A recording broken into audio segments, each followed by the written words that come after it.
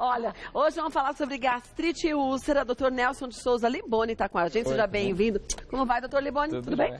Ele é cirurgião gastrointestinal e sabe como ninguém o quanto que as pessoas já se auto-intitulam com gastrite, mas nem fizeram o exame, né? E já estão falando que estão com gastrite. Mas pode ser outra coisa. Pode ser muitas outras coisas, né? Por isso que a gente vai ter os nossos mitos e verdades aqui, mas já vai mandando suas dúvidas. Vamos começar por eles? Olha, a gastrite é hereditária. Mas antes vamos explicar o que é gastrite, então? Na verdade, gastrite é uma denominação endoscópica. Na verdade, você tem uma dispepsia. O que é dispepsia? Uma má digestão. Então, você acaba tendo estufamento, você acaba tendo azia, você acaba tendo refluxo, você pode ter dores gástricas aqui na região abdominal. E essa gastrite pode ser causada por várias coisas, entre elas anti-inflamatórios, alimentação inadequada, excesso de álcool, estresse, uma série de coisas podem causar essa gastrite que incomoda com uma certa frequência, né? E se a gastrite é hereditária, só em alguns casos. Em alguns casos, realmente, as pessoas desenvolvem anticorpos contra a mucosa, a parede do estômago, e aí pode gerar esse processo inflamatório. Mas a grande maioria está relacionado a hábitos e erros alimentares. E nessa mesa, daqui a pouco, a gente vai mostrar alguns hábitos e erros que a gente pratica com frequência. Então, aqui é um mito, né? É um mito, porque é uma coisa muito pequenininha. Pequena, a grande maioria é por erro alimentar mesmo. Vamos ver mais um?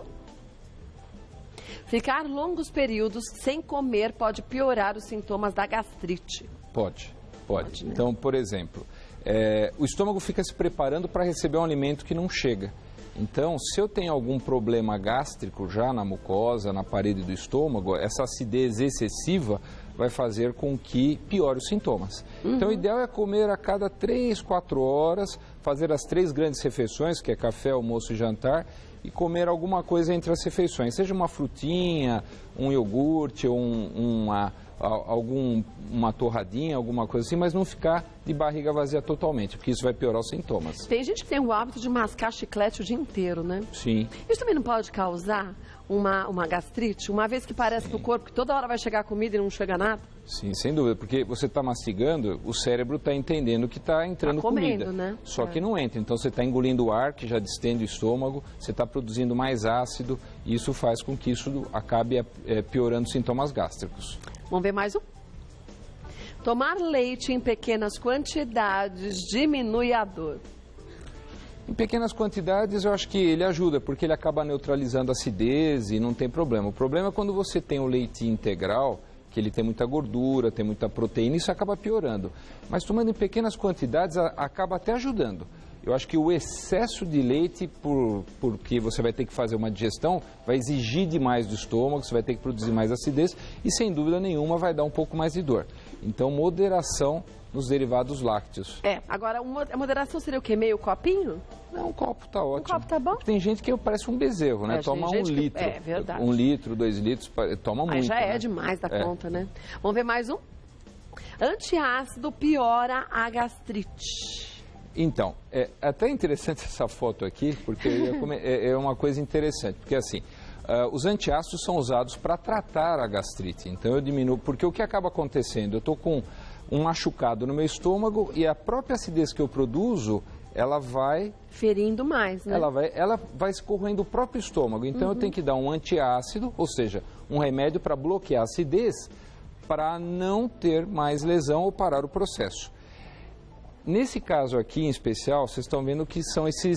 Vamos supor, tem muita propaganda, né? Então, olha, eu passei mal, joga num copo d'água e toma. Só que essas pastilhas, elas têm bicarbonato de sódio e elas têm também ácido acetil salicílico, que elas vêm associadas, então isso acaba machucando o estômago, então precisa tomar cuidado.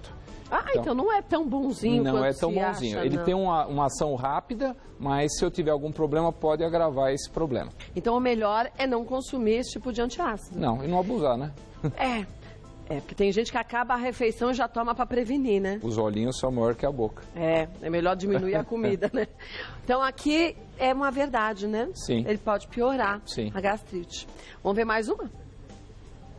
Gastrite pode evoluir para úlcera. Não. Não, uma coisa é uma coisa, outra coisa é outra coisa? São coisas diferentes. Você pode, por exemplo, ter uma gastrite aguda por uso de medicamentos, por presença de de abusos alimentares com álcool, cigarros, mastigando muito chicletes, usando muito alimentos condimentados, conservantes, e não evolui para a úlcera. A úlcera ela vai aparecer numa situação muito específica, que é a presença da bactéria, Helicobacter pylori. Ela vai corroendo, ela vai permitindo que o ácido, ela vai fazendo buraquinhos e o ácido vai correndo essa parede do estômago, ou por uso de anti-inflamatórios.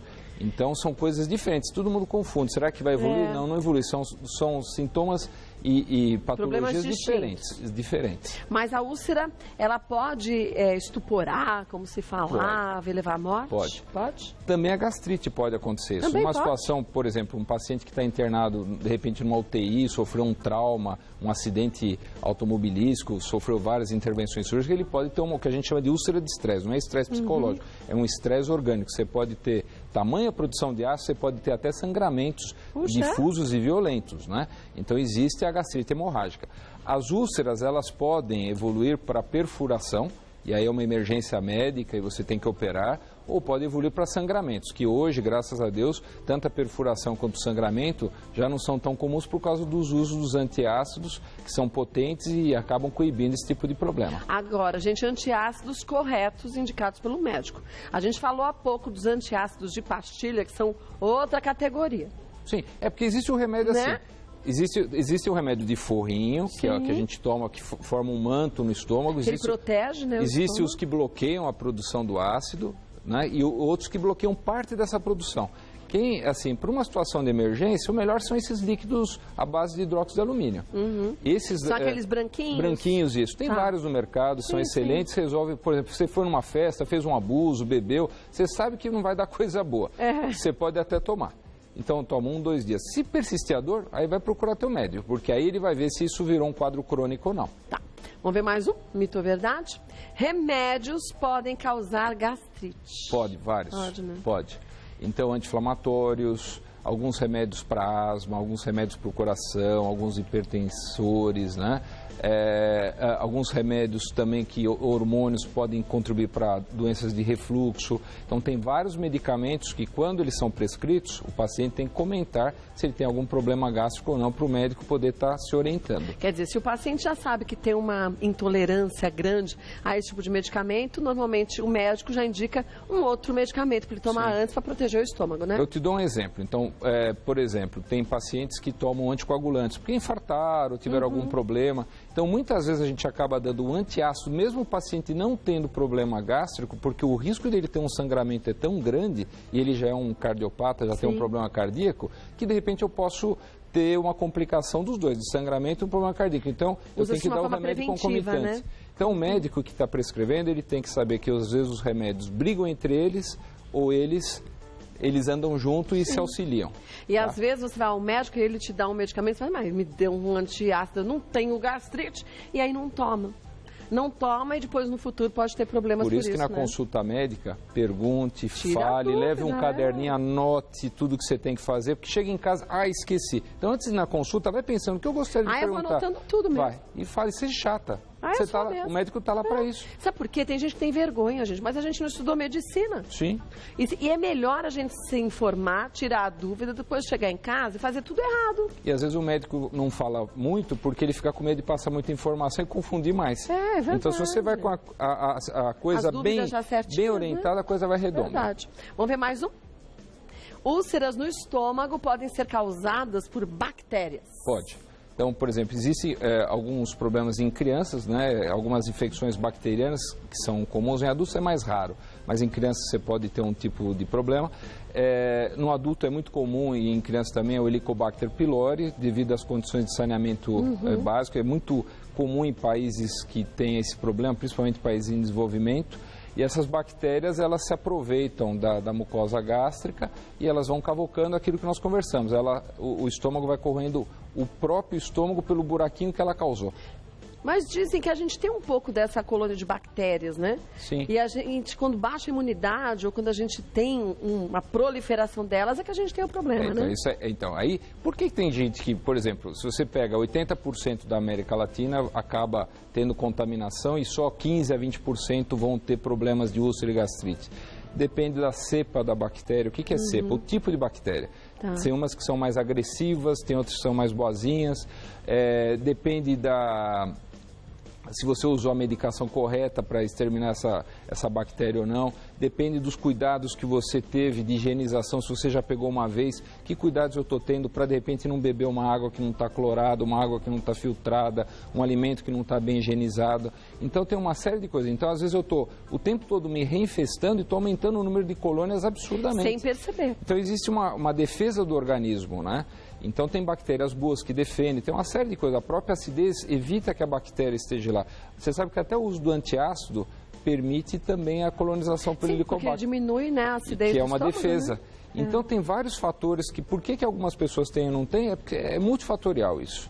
Por isso não tem que se automedicar para começo de conversa. Porque se a gente não é médico, não dá para a gente saber, adivinhar, a gente não é transparente para poder olhar lá dentro e ver o que tem. Então vá no médico e siga direitinho a determinação médica. Porque assim a gente consegue resolver esses problemas que às vezes são constantes na vida da pessoa. Sim. Né? Tem gente que tem gastrite há 20, 30 anos, eu acho que isso é normal. Sim, vai se automedicando. Então, e vai pode piorando. ter um câncer, pode ter algo mais grave. Então. Aí depois fala que não teve sorte. E vamos para as dúvidas que surgiram, a gente já vai para os alimentos também, tá? Eliane. Sinto dores no estômago frequentemente. Além disso, tenho vômitos e diarreia. Isso pode ser sintoma de gastrite? Não. Não, né? Não, acho que não. Diarreia não tem nada a ver com gastrite?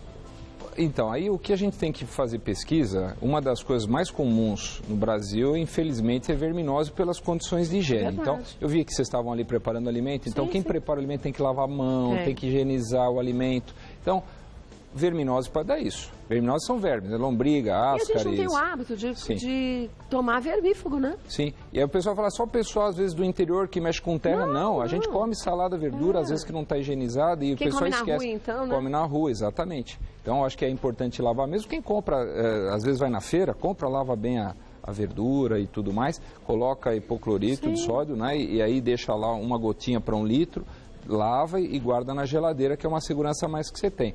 Outra coisa que pode dar isso são intolerâncias alimentares, alergias, tá? A gente precisa ver se ela, de repente, não tem uma doença inflamatória intestinal, então precisa... Uma desbiose, coisa isso, assim, né? Exatamente. Precisa dar uma investigada, se é síndrome de intestino irritável, assim por diante, mas precisa dar uma investigada melhor nisso. Agora, Eliane, tem que ir no médico, viu?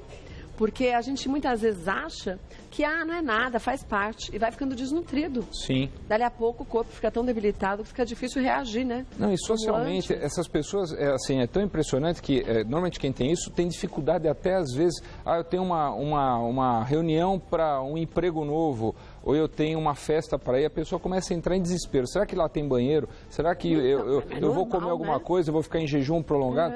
E a pessoa fica enrolando, entre aspas, para se tratar, é uma coisa tão simples. Então, Eliane, vai no médico, o quanto antes. Um beijo para você. Vamos ver mais uma? Leila, fiz cirurgia bariátrica há 3 anos. Desde então, sinto muitas dores quando consumo refrigerante, bebida alcoólica ou café. Pode ser gastrite? Pode ser. Normalmente, quem faz essas cirurgias de redução do estômago, elas têm por complicação ter o que a gente chama de pouch, um estômago muito pequenininho. Então, se eu tomar algo com gás, o que acontece? E aí eu sinto dor. E aí, uma das coisas que muito é comum acontecer é refluxo gastroesofágico por causa de ter um estômago pequeno. Então, uma pessoa que fez cirurgia bariátrica, nem é recomendável fazer uso de líquidos com gás, porque já vai dar problema. Né? E lembrando que isso traz outras complicações também. Porque normalmente a grande maioria dos refrigerantes tem colas, né, que são cafeínas, e isso são irritantes de mucosa, fazem produzir mais ácido e perpetua o processo. Quer dizer, uma vez que faz cirurgia bariátrica, você tem uma quantidade também reduzida, não só de espaço, né? Sim. Mas de todo o trato digestório, né? Então, quer dizer, tem que comer devagarinho, tem que mastigar bem, tem que fazer a dieta. Não é porque operou, tá tudo ok. Quando a gente faz uma cirurgia bariátrica, a gente casou com essa cirurgia e tem que saber conviver com essa cirurgia. Não é o milagre da cirurgia, não você comer o porco inteiro e tudo bem. É que nem remédio. Às vezes fala, o remédio não fez efeito, mas você não ajuda. A cirurgia é a mesma coisa. Gente. É uma mudança de vida. Não tem jeito. Mas é bom fazer uma endoscopia. Precisa ver se ela fez nas cirurgias mais antigas, colocava um anel. Esse anel, às vezes, era um anel plástico mesmo, e esse anel, às vezes, machuca. Então, precisa ver se esse anel não se deslocou, se ele não está ulcerando de tanto apertar. Tem várias outras coisas, mas é importante fazer uma endoscopia nesse caso para começar o tratamento. Tá. A gente está falando muito de alimentos. Vamos mostrar essa mesa? Vamos. Porque aqui a gente tem alimentos que a gente faz uso de uma forma geral e às vezes nem se liga de que, por exemplo, cebola e alho, eles podem causar um incômodo muito grande para o estômago, né? Sim. Se eu tiver problema. Sim, mas eu sou mais frágil, tenho gastrite, né? Eu não tratei. Então, mas todas as gastrites e úlceras têm cura. Mas as pessoas vão empurrando com a barriga, né? Sim. Aí a gente vai, com o tempo, descobrindo quais são os alimentos que vão me dar mais sintomas. Então, é aquele tipo, eu vou evitar, eu vou comer menos. Tá. Eu fico esperto. Então, por exemplo, aqui, olha, aqui é uma dúvida muito comum. Chá. Chá é legal. Mas todos os chás são iguais. É diferente de emulsão. Emulsão é camomila, erva cidreira, essas coisas, né? E o chá, que é o chá mate, são todas da mesma planta. Até o chá verde, chá branco, chá vermelho, todos eles. O que depende é o tempo de oxidação, o tempo que a planta ela é seca. Elas têm muita cafeína, mas como você dilui com água, a cafeína diminui. Então ela tem mais cafeína que o café, mas ela diluída, ela é digestiva. Mas, ao mesmo tempo, aquele chazinho, você bebendo, ele acaba sendo digestivo. Porque ele é quentinho e também fica bem diluído, como você disse. Fica diluído e vai bem. Sem açúcar também, né? Não, você pode pôr. Assim, mas o açúcar não fermenta para quem já tem gastrite? Mas é a quantidade, é aí que está o segredo. É pouquinho. É pouquinho. Se você colocar muito açúcar, você vai fermentar e vai dar um desconforto abdominal. Quer dizer, tudo nessa mesa também, mesmo que seria permitido, se a gente comer demais, vai dar chabu, né? Lógico. Por exemplo, a bolacha aqui, essa bolacha aqui é melhor que essa. Sim, porque essa daqui é aquela de amido de milho. Essa tem daqui, gordura. Então, essa daqui tem gordura, ela tem corantes, tem conservantes. Essa gostosa, daqui, mas, né? Tá. Essa daqui é melhor, tá? Ou essa daqui, tá? Embora também algumas dessas daqui hoje em dia tem uma quantidade grande de gordura, né? Tem que ler na embalagem, Exatamente, né? tem que olhar na embalagem e tem que ficar esperto em relação a isso. Aqui a gente tem o chocolate. Chocolate. Chocolate, ele agride tanto o estômago assim, de quem já tem gastrite, não? Então, porque o chocolate, ele tem gordura, então você produz mais ácido para fazer a digestão e ela fica mais tempo no estômago, fora que abre a válvula que separa o estômago do esôfago, dá mais refluxo. Então, o chocolate não é recomendado no tratamento da gastrite aguda ou crônica. Depois que você tratou o doente, quantidades pequenas, tudo bem. Mas a gente daqui a pouco está na Páscoa e tem gente que come 1 quilo de chocolate. Você fala, meu Deus, qualquer um, mesmo estando bem, come 1 quilo de chocolate, tem um treco, né? Sim, guarda lá, que nem a molecada faz guarda no armário, né? Para ninguém comer, vai comendo aos pouquinhos, né? Que ele fecha com a chave. Fecha com a chave. Esconde, né? Fecha com a chave. Aqui a gente tem os embutidos e queijos amarelos, quer dizer, mais uma vez, excesso de gordura, né? Então, excesso de gordura, eles têm conservantes, tem sódio, tem uma série de condimentos demais, né? Eu acho que não seria recomendável. Se eu tivesse que comer um queijo, por exemplo, eu estou fazendo um tratamento de gastrite, é melhor comer um queijo que tem pouca gordura, tá? Porque todos eles vão ter proteína, vão ter cálcio, uma série de coisas. Então, por exemplo, cottage é um bom queijo, ricota, são queijos o quê? Pobre em gordura. Né? Então, para não falar, não vou ficar sem nada, você pode comer. Agora, esses queijos amarelos são muito gordurosos, então o estômago tem que trabalhar dobrado. Quer dizer, tudo que é muito gorduroso vai precisar de uma quantidade maior de bilis para fazer a digestão, que é o ácido, e isso em excesso vai me causar prejuízos, né? Isso aqui. Tabelinha. Então, é melhor comer, que está na moda isso aqui, não vamos falar por quê, né? Mas assim, seria melhor um peito de peru. Que já tem menos conservantes, embora também não seja 100% saudável, como as pessoas imaginem, né? Exatamente. Porque tem condimento. Sim, tem condimento. Mas entre essa, eu escolheria, então, aquela história. Bom, você não... balança, assim, né? A gente fala evitar, não é que está proibido. Tá? Agora, e esses porcaditos? Você falou em sódio, isso aqui é sódio puro. Então, grau de vitamina zero, né? Não, isso aí só serve para engordar, só serve para... a gente chama de energia podre, não serve para nada, só para engordar. Então, eu acho que quem está fazendo um tratamento não deve fazer abuso disso aqui. Agora, isso aqui tem glutamato monossódico, por isso que quando a gente começa a comer a gente come o saco inteiro e não percebe. Não, exatamente. Ele faz com que a gente tenha cada vez mais vontade de consumir o tal produto, né? Exatamente. Aqui a gente tem limão e laranja. Isso. Dizem que o limão é ácido, mas quando ele entra em contato com o corpo da gente, ele fica alcalino. Isso é verdade? Então, não, é que assim, quando você entrega o ácido, o que acontece? O teu intestino delgado, que é depois do estômago, na saída dele, ali no duodeno, ele vai captar que você tem um excesso de ácido. Então, existe uma auditoria lá. Fala assim, opa, tem ácido demais aqui, para. Então, você automaticamente diminui a produção de ácido. Então, o que a gente recomenda, que eu acho que é assim, que é importante, que nem laranja e limão, se eu tenho gastrite, eu posso chupar ou comer uma laranja. Mas eu não posso fazer um suco de laranja. Porque são 5 laranjas. São 5 laranjas, né? Então a quantidade de ácido é maior. Então é melhor comer uma laranja, um maracujá. Que outra fruta ácida tem? Abacaxi e outras. Mexerica. E assim vai. Então, em vez de fazer suco, ou aquelas de caixinha. Aqueles são piores ainda. É porque aquilo ali ainda tem açúcar que não acaba mais, conservante, então, tudo, né? É melhor o suco natural. Em relação à caixinha, mas é melhor comer a fruta. Mas eu posso fazer uma laranjada, como a gente na infância fazia, um pouquinho de suco de laranja, um terço para 2 terços. É isso aí. Faz render, né? E não faz mal para a saúde. Exatamente. Aqui a gente tem os bolos, e aqui a gente tem uma quantidade, embora seja gostoso, de gordura muito grande, mas os açúcares farinhas, todos, né? Toda a farinha branca também dá isso.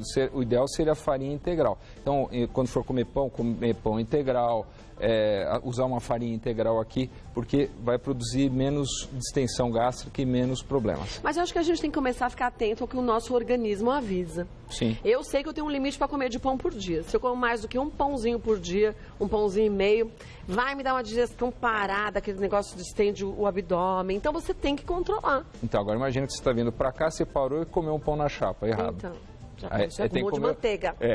Exatamente. Porque a manteiga também piora tudo, Tem manteiga, chapa, gordura, então não pode. Então aí tem que usar bom senso. Eu quero comer pão, usa uma geleia durante um tempo. Ou então você vai abusar um dia, vai comer um pastel. Eu não tenho mais a vesícula também. Você pode comer um pastel? Pode. Mas numa semana anterior você tem que seguir regradinha para depois comer e não passar mal. Então, mas comer o pastel já não come outra coisa. Isso, já substitui uma refeição pelo pastel e na outra refeição pega leve. Acho que é o bom senso que a gente tem que ter disso, Quer ver? Reuniu com o grupo. Colocou salgadinho, colocou amendoim que é gorduroso, colocou uma bebida alcoólica.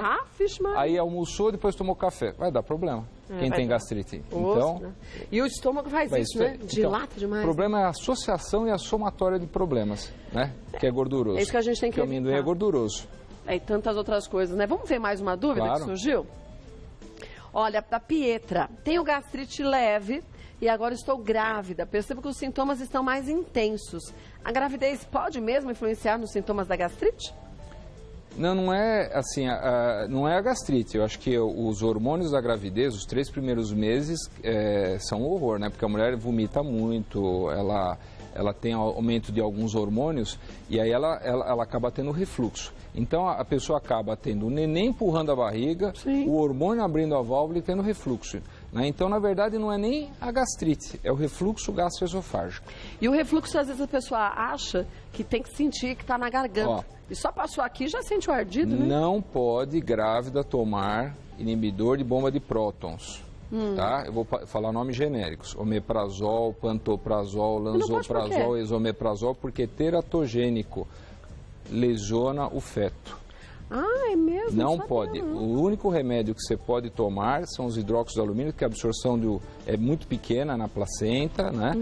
E em alguns casos, que as mulheres vomitam tanto que chegam até às vezes a sair sangue, a gente usa a ranitidina, que é um bloqueador de histamina, que ele bloqueia parte da acidez. Então não pode chegar na farmácia, eu estou com gastrite e vou tomar remédio, que vai fazer mal para o nenê. Mas veja o caso, não estou dizendo que é o caso da Pietra, mas ela já teve gastrite. Aí ela tem o tal do omeprazol lá guardadinho.